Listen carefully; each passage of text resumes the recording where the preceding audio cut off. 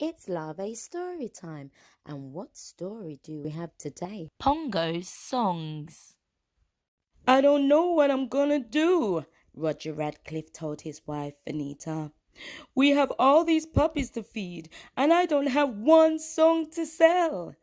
Don't worry, Anita told him. I'm sure you'll be inspired soon.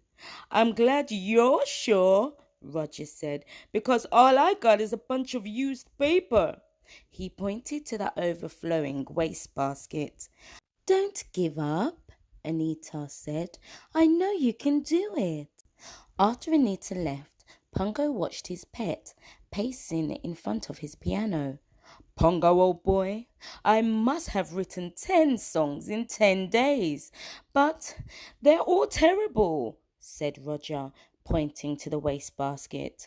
What am I going to do? Pongo wanted to help his pet, but he didn't know how.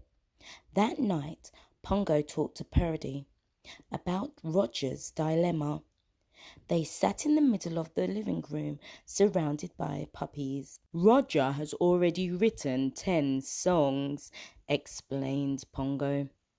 He just doesn't think they're good enough to sell. But I know they are. I've heard him play them. And you don't have a songwriter for a pet without developing a good ear for a hit song. The songs are right upstairs, stuffed inside his wastebasket. Purdy saw what he was thinking. Do you know the way to the music publisher?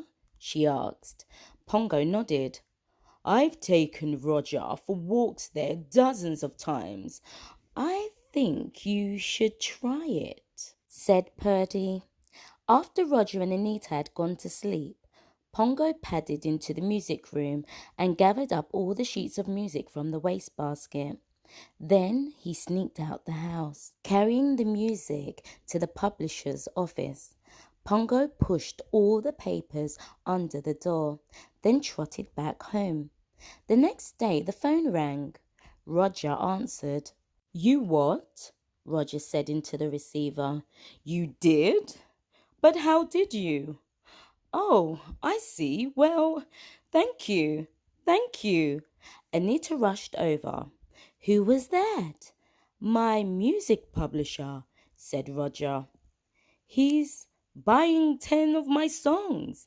10 songs? Cried Anita. I thought you didn't even have one song. Roger scratched his head in confusion. I didn't think I did. So what happened? Asked Anita. Purdy looked at Pongo and barked. Her husband could carry a tune all the way across town to Roger's publisher. Thanks for watching. I hope you enjoyed that Larvae story. Please remember to share, like, and to come back tomorrow for another Larvae story. Bzz.